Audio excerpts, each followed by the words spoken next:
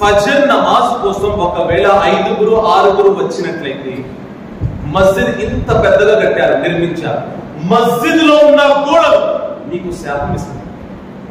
మస్జిద్ లో ఉన్న గోడలు, మస్జిద్ నిర్మించే సమయంలో డబ్బులు మీరే కదా ఇచ్చారు, అల్హమ్దులిల్లాహ్. మీ హలాల్ డబ్బులు మస్జిద్ నిర్మించే సమయంలో మీరు డబ్బు ఖర్చు పెట్టి ఇటుకురాలు కొన్నారు, ఫ్యాన్ కొన్నారు, ఏసీ కొన్నారు, అల్హమ్దులిల్లాహ్ అద్భుతంగా కట్టారు. కానీ ఈ మస్జిద్ లో ఒకవేళ నమాజ్ చేయడానికి మీరు రాకపోతే, ఇదే గోడలు, ఇదే ఫ్యాన్, ఇదే మస్జిద్ మిమ్మల్ని శిక్షిస్తుంది. ఓ అల్లా, ఫలానా మనిషి నమాజ్ చేయడానికి రావడం లేదు, డబ్బులు ఇచ్చాడు కానీ నమాజ్ చేయడానికి రావడం లేదు. ఓ అల్లా, ఎలా అయితే అతడు నీ యొక్క ఇంటిని చీకటిగా చేశాడో, అదే విధంగా అతడి యొక్క ఇంటిని నువ్వు చీకటిగా మార్చు. అల్లాహ్, అతడి యొక్క ఇంటిని నువ్వు చీకటిగా మార్చు.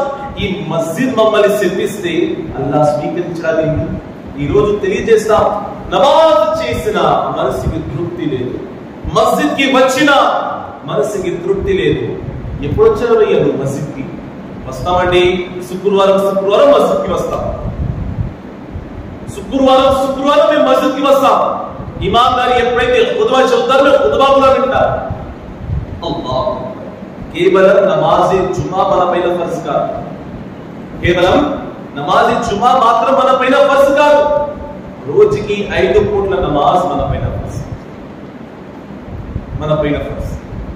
ఈ రోజు ఒకవేళ పిల్లవాడికి ఎగ్జామ్ ఉన్నట్లయితే, రాబోతున్నాయి పబ్లిక్ ఎగ్జామినేషన్స్, ఇంటర్మీడియట్ లేదా 10th క్లాస్ ఎగ్జామ్స్, ఇంకా ఘనంగా చెప్పాలంటే బీటెక్ స్టూడెంట్స్.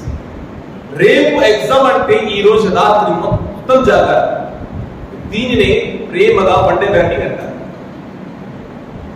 రాత్రి మొత్తం జాగారం చేసి చదువుతారు. దేనికి?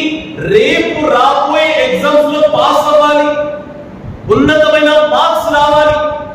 సోదరులారా, ఎగ్జామ్ పాస్ అవ్వడానికి మీ యొక్క కుమారుడు రాత్రి జాగారం చేసి అతడు ఆ క్వశ్చన్ పేపర్ కి ప్రిపేర్ అవుతున్నాడు.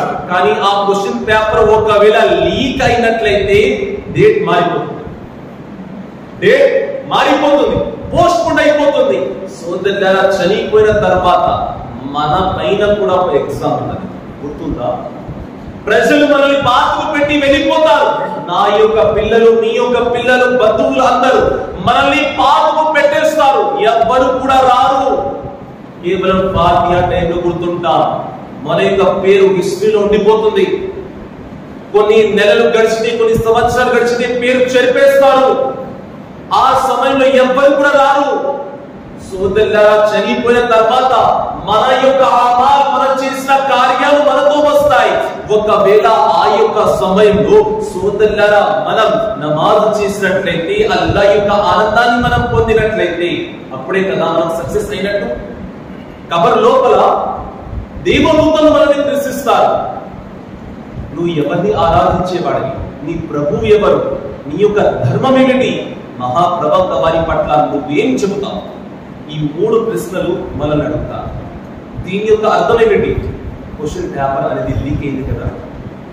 క్వశ్చన్ పేపర్ అనేది మహాప్రవక్త వారు 1400 సంవత్సరాల క్రితమే తెలియజేశారు. నువ్వు ఎప్పుడైతే సమాధి లోపలికి వెళ్తావో దేవదూతలు నిన్ను ప్రశ్నిస్తారు. ఈ యొక్క ప్రశ్నలు ఉంటాయి, విన్నాం. దాని యొక్క జవాబు కూడా మనకి తెలుసు. కానీ జవాబు ఎప్పుడు చెబుతామో తెలుసా?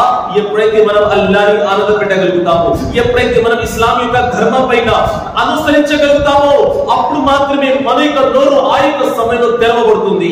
ఒకవేళ ఆ సమయంలో మనం రాంగ్ ఆన్సర్ ఇచ్చినట్లయితే కలకాలం నరకంలో ఉంటారు.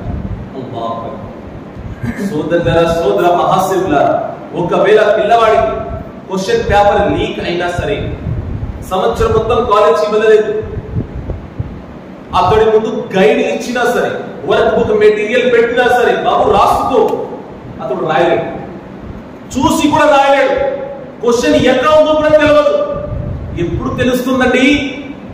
ఎప్పుడు తెలుస్తుంది?